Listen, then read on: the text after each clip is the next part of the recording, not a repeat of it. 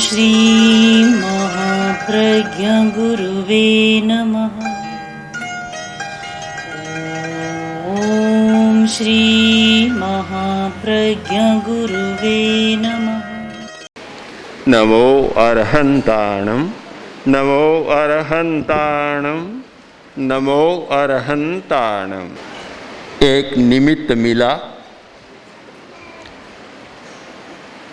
मुनि समेरमल जी का चतुर्मास सूरत में हुआ। उन्होंने कुछ प्रेरणा श्रावक समाज को दी और वे स्पेशल ट्रेन लेकर दिल्ली में पहुँचे। हमने कल्पना नहीं की थी कि अभी हमें सूरत जाना, गुजरात जाना या महाराष्ट्र में जाना है। हमारा क्षेत्र एक बन गया था और लंबी यात्राएं पहले बहुत कर ली, फिर बन गया था दिल्ली, हरियाणा, पंजाब, राजस्थान, बस लगभग ये एक क्षेत्र बन गया था और उसी परिसर में हम घूम रहे थे। किंतु कोई नियति भी होती है और कोई निमित्त भी होता है। हमने सूरत आना स्वीकार कर लिया। अहमदाबाद में प्रेक्षा विश्व भारती में चतुर्मास किया, फिर मुंबई पहुँचे, 4 महीना वहाँ रहे और फिर सूरत आए। अहिंसा यात्रा का लगभग 2 वर्ष पूरा होने वाला है, लगभग हो गया है, होने वाला है। इन 2 वर्षों के अंतराल में मैंने देखा अहिंसा शब्द में भी कोई चमत्कार है और इसलिए है कि आज का समाज, आज का राष्ट्र या विश्व हिंसा से बहुत आतंकित है, पीड़ित है और प्रतिदिन हिंसा बढ़ती जा रही है। परिवार से लेकर और पूरे अंतर्राष्ट्रीय क्षेत्र तक। समाचार पत्र को आप पढ़ें, 365 दिनों में कल परसों ही मैंने पढ़ा कि माँ ने बेटे की हत्या कर दी। परिवार में भी हिंसा खूब चलती है। भाई भाई की हत्या कर रहा है, बाप बेटे की हत्या कर रहा है और बेटा बाप की हत्या कर रहा है। माँ की भी कर रहा है, माँ बेटे की कर रही है। तो परिवार में भी हिंसा बहुत बढ़ी है और यह दहेज की हिंसा, न जाने कितनी युवतियों को जला दिया जाता है, पीड़ित किया जाता है। कि जिस क्षेत्र को देखें हिंसा की एक बाढ़ सी दिखाई दे रही है और समाज शायद हिंसा से कुछ दुखी बना हुआ है। इसलिए अब एक प्रतिक्रियात्मक मोड़ ले रहा है कि अहिंसा का विकास होना चाहिए, जिससे समाज शांतिपूर्ण सह अस्तित्व के साथ जी सके। एक कारण हो सकता है, उससे पूरे समाज ने अहिंसा यात्रा का बहुत ही महत्वपूर्ण स्वागत किया, सम्मान किया। हमारा कार्यक्रम आचार्य तुलसी ने जब अणुव्रत आंदोलन का प्रवर्तन किया था, आज 55 वर्ष हिंदुस्तान की आज़ादी के साथ साथ उसका श्री गणेश हुआ था और एक लक्ष्य बन गया था कि न हमारे सामने कोई जातिवाद है, न कोई संप्रदायवाद है, केवल नैतिक मूल्यों का विकास और आध्यात्मिक चेतना का जागरण। ये 2 ही लक्ष्य हैं और इन 2 की धुरी पर, 2 के परिपार्श्व में हमारी सारी परिक्रमा चल रही है। हमने इस परिक्रमा में प्रेक्षा ध्यान का प्रयोग किया, जो अध्यात्म की दृष्टि से बहुत सार्थक हो रहा है और मांग बढ़ रही है और नए नए क्षेत्र, केवल हिंदुस्तान के नहीं, विदेश के नए नए क्षेत्र खुल रहे हैं।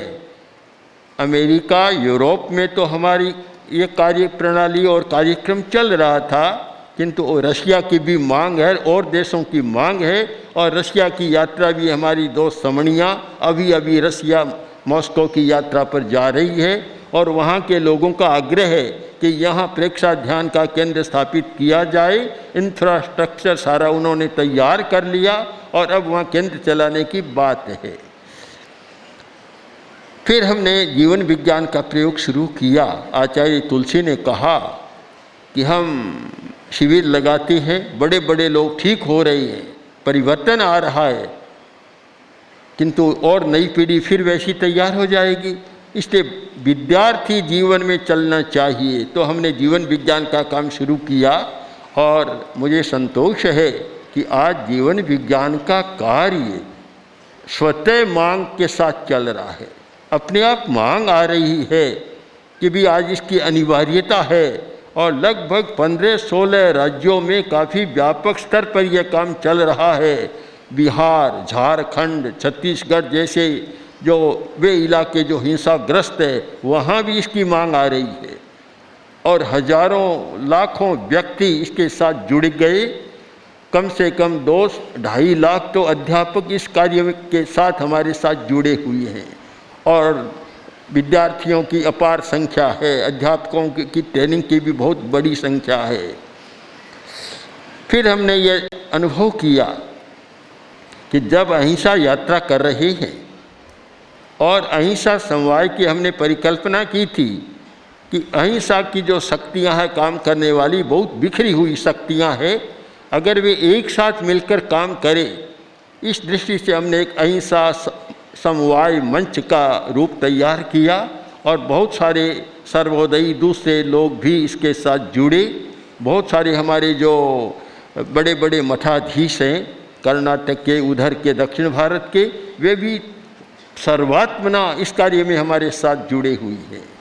तो अहिंसा प्रशिक्षण का काम चला और मेरा ये विश्वास है कि केवल सिद्धांत प्रेरक बन सकता है किंतु परिवर्तक नहीं हो सकता। परिवर्तन के लिए प्रयोग की आवश्यकता है। तो हमने एक प्रायोगिक पद्धति भी तैयार की अहिंसा प्रशिक्षण की। फिर हमने अनुभव किया कि व्यक्ति का आंतरिक परिवर्तन तो हो जाएगा, किंतु जब तक समाज की व्यवस्था में कोई परिवर्तन नहीं होता है तो भी वह समस्या है। आज परिवर्तन में सबसे ज़्यादा लगा कि हिंसा का एक बहुत बड़ा कारण है बेरोजगारी, रोटी का अभाव। जब तक इस समस्या का समाधान नहीं होता है, अहिंसा की बात को स्थिर नहीं किया जा सकता, बद्धमूल नहीं किया जा सकता। तो हमने उसके साथ आजीविका प्रशिक्षण की बात भी जोड़ी। 4 सूत्रों में हमारा एक सूत्र है आजीविका का प्रशिक्षण। मुझे प्रसन्नता है कि झाबुआ जिले में वह काम चल रहा था। हजारों कार्यकर्ता शिक्षक वहाँ हजारों आदिवासियों को आजीविका का प्रशिक्षण दे रही है। सूरत आने पर रजनी सेठ हमारे पास आए और उनसे बातचीत हुई तो लगा कि ये व्यक्ति इस बारे में बहुत कुशल है, तो उनका भी बड़ा सहयोग मिला और यहाँ भी बस्तियों में आजीविका प्रशिक्षण का कार्य शुरू कर दिया। एक बस्ती तो हमारे पास है और 2-4 दिन पहले ही रजनी भाई ने घोषणा की थी कि 720 परिवार या 725 परिवार है, उनमें 727 व्यक्ति आजीविका का प्रशिक्षण लें, उसकी सारी व्यवस्था हम लोग करेंगे। कोई व्यक्ति बेरोजगार आजीविका के प्रशिक्षण के बिना नहीं रहेगा। जब उपराष्ट्रपति आए थे शेखावत जी, तो उन्होंने कहा कि ये जो काम शुरू हुआ है बड़ा महत्व का काम है और बड़ा काम हो सकता है। तो फिर हमारा ये चला, परिवर्तन आना चाहिए। जब मुंबई में राष्ट्रपति मिले, उनसे काफ़ी लंबी हमारी बातचीत हुई, 1 घंटा से ज़्यादा समय तक, फिर और भी हुई दूसरे दिन भी। तो हमारा चिंतन रहा कि एक योजना बननी चाहिए जिसमें धर्म गुरुओं का भी योग मिले और वैज्ञानिकों का भी योग मिले, आध्यात्मिक वैज्ञानिक दोनों का योग मिले और सन 20 तक हिंदुस्तान विश्व का प्रथम कोटि का राष्ट्र बने। यहाँ फिर हमने कार्य किया धर्मगुरुओं को भी आमंत्रित किया और बड़ी उदारता के साथ बहुत धर्मगुरु आए, राष्ट्रपति आए। 2 दिन की चर्चा के बाद एक सूरत स्पिरिचुअल डिक्लेरेशन तैयार हुआ, उसकी घोषणा हो गई और वह सबके सामने आया। किंतु हमने कहा केवल डिक्लेरेशन घोषणा पत्र से काम नहीं होगा, जब तक इसका एक्शन प्लान नहीं बनेगा और कार्य फॉलो नहीं होगा, कार्य आगे नहीं बढ़ेगा, नहीं हो सकता। तो एक एक्शन प्लान भी बना। तो इसके साथ हम जो व्यक्ति निर्माण की बात कर रहे थे, अब ग्राम निर्माण की बात इसके साथ और जुड़ गई है। मुझे प्रसन्नता है कि हमारे अनुव्रत शिक्षक संसद के सदस्यों ने, कार्यकर्ताओं ने और दूसरे कार्यकर्ताओं ने और विश्वविद्यालय जो जैन विश्व भारती मान्य विश्वविद्यालय है, सब ने मिलकर लगभग 500 गांवों के निर्माण का, उनको एडॉप्ट करने का निर्णय लिया है। मैं इस प्रसंग में कहना चाहता हूँ, अगर आज हमारे हिंदुस्तान के बड़े बड़े उद्योगपति, बड़े बड़े व्यापारी, बड़े धनी लोग हैं, अगर 5000 ऐसे व्यक्ति हों कि 500 गांवों को ले, जहाँ कोई बेरोजगार न रहे, शिक्षा के बिना न रहे, चिकित्सा के बिना जो ग्राम निर्माण की पूरी परिकल्पना है, अगर ऐसा करें और सरकार का सहयोग मिले तो सरकार और धनपति दोनों के योग से 5 वर्ष में हिंदुस्तान में गरीबी का उन्मूलन जैसा कार्य किया जा सकता है और एक बहुत बड़ा काम हो सकता है। हम लोग भी प्रयत्न करेंगे और सबके पास हमारे कार्यकर्ता पहुंचने का भी प्रयत्न करेंगे, सरकार के पास भी, केंद्रीय सरकार, प्रांतीय सरकार और उद्योगपति, व्यापारी, धनी लोगों के पास मिलजुल कर कोई ऐसी योजना करें जो 50-55 वर्ष से जो आश्वासन की बात चल रही है वह सपना भी साकार हो सके, क्रियान्वित हो सके। कार्य हुआ, कार्य होना एक बात है। सोमप्रभ ने सिंदूर प्रकर लिखा, उसमें बतलाया कि बाता वितनवंती यत, फूल में सुगंध होती है पर फैलाना फूल का काम नहीं, वह हवा का काम है जो उस परिमल को, सुरभि को, सुगंध को दूर तक ले जाती है। तो मैं मानता हूँ कि जो कार्य चला उसे जनता तक पहुँचाने में इलेक्ट्रॉनिक और प्रिंट दोनों मीडिया के व्यक्तियों ने जो सहयोग किया है समाज का, काफ़ी अद्भुत किया है और निरंतर बात को, संदेश को पहुंचाया है और एक वातावरण के निर्माण में बड़ा योग दिया है। तो समाज के व्यक्तियों ने तो उनका सम्मान कर दिया। मैंने आज सुबह ऊपर एक प्रसंग था, एक व्यक्ति से कहा, जो एक भारत सरकार के बड़े अधिकारी यहाँ आए हुए हैं, उनसे मैंने कहा कि आप काम करें पर पैसा हमारे पास देने को नहीं है, एक भी नहीं है, न साल है न कोई पैसा है, कुछ भी नहीं है, पर जो है अगर वह आप पहुंचाएं तो शायद जनता का कल्याण हो सकता है, भला हो सकता है, अनेक समस्याओं का समाधान भी हो सकता है। तो मानता हूँ बड़ा योग रहा। और मैं क्या बताऊँ, यहाँ के साहित्यकार, पत्रकार, सर्वोदयी नेता, गांधीवादी और भी विभिन्न संस्थाओं के नेता इतनी बार मिले हैं, इतना उनका सारा एक वातावरण रहा है कि सब सारे वातावरण को देखूं, इस अहिंसा समव शरण को देखूं और तेरापंथ भवन के सुखद इस विशाल आवास को देखूं तो शायद एक बार मन हो जाए कि यहीं रह जाना चाहिए। पर हमारी भी ये प्रकृति नहीं है। हमारी प्रकृति यात्रा की है कि एक गांव में रहना भी पसंद नहीं और हमने जो मंत्र सीखा वह सीखा है ममकार का विसर्जन। मेरा कुछ है ही नहीं, न ये पंडाल मेरा है, न भवन मेरा है, न और कुछ मेरा है। जब मेरा नहीं है तो फिर यहाँ रहने का, ममत्व करने का तो सपना ही नहीं आता। इसलिए उस प्रकृति के अनुसार अब यात्रा भी शुरू कर रही हैं। पर इस चतुर्मास काल में हमारा चतुर्मास होता है, कोई प्रार्थना करता है तो मैं प्राय उन लोगों से कहता हूँ प्रार्थना बाद में करो, पहले अपना चंद्रमा देख लो, पहले अपना चंद्रमा देखो। इतनी भारी व्यवस्था, लाखों व्यक्तियों का आना, व्यवस्था करना, इतना भारी काम है। और वह भी कोई 5-4 दिन का नहीं, 5-4 महीने तक निरंतर इतना करना।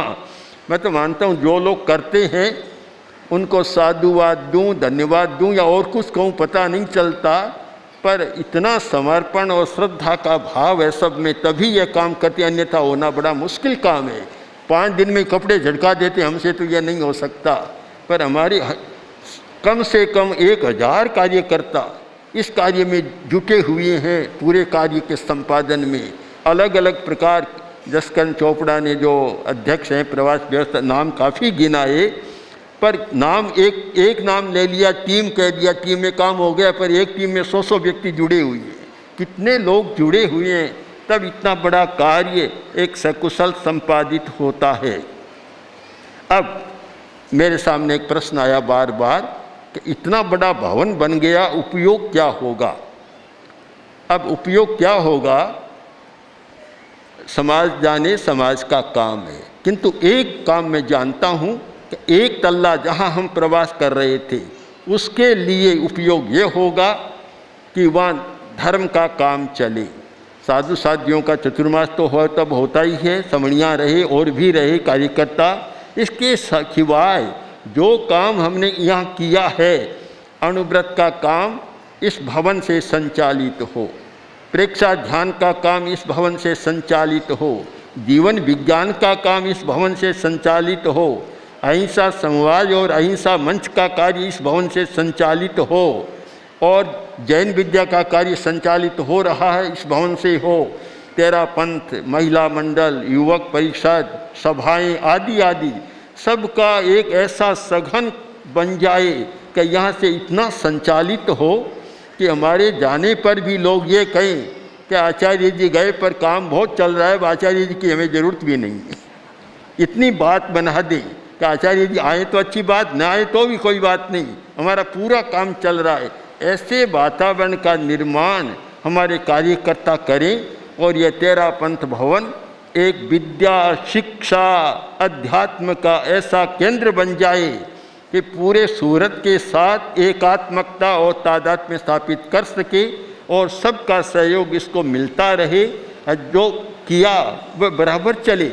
बार बार यही प्रश्न आता है कि कार्य तो शुरू होता है पर फॉलोअप नहीं होता। अब वह शिकायत भी न रहे और बराबर सारा काम चलता रहे, तो मैं मानता हूँ कि समाज का हर व्यक्ति इस बात पर चिंतन करेगा और इस कार्य में अपनी शक्ति का इतना नियोजन करेगा कि ये कार्य व्यवस्थित रूप में चलता रहे।